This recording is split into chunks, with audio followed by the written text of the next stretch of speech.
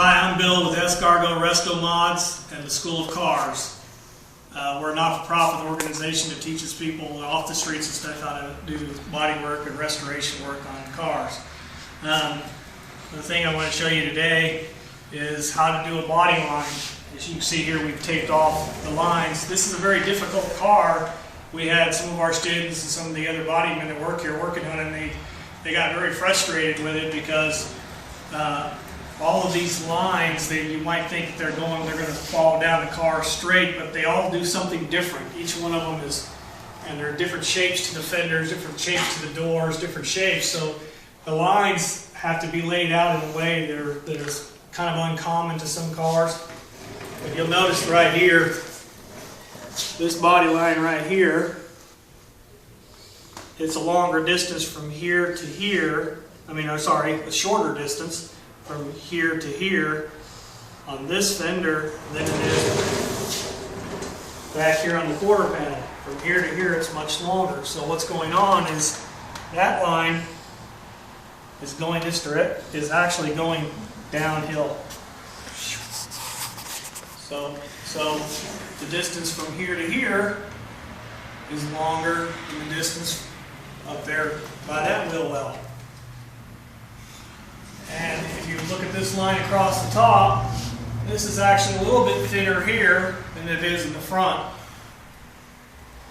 And this back part slopes downhill. It goes from a high point to a low point. And the same thing here, from here it goes uphill. So it has this weird point where everything gets wider and then it gets thinner, and everything gets wider and then it gets thinner. But there is one line in here that is straight, and that's the center line, and it goes from that hole in the front to that hole in the back. And it's a straight line, but the difficulty with that line is that every car has a certain amount of shape to it. If you look at a car, you think that they're straight like this, or a panel on a car, you think it's straight. But if you were like to look at it from the top down, but they actually have a curve to them, like this. It curves.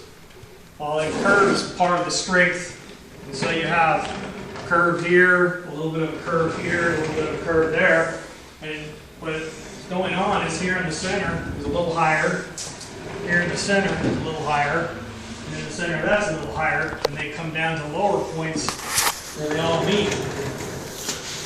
So then we do what's called glazing, is where we do body work along the whole side of the car to make all of the low points, all the high points more level with each other.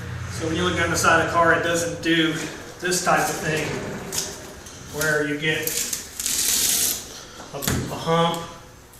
This would be your fender having a curve, and I've exaggerated it so you can kind of get an idea. A hump,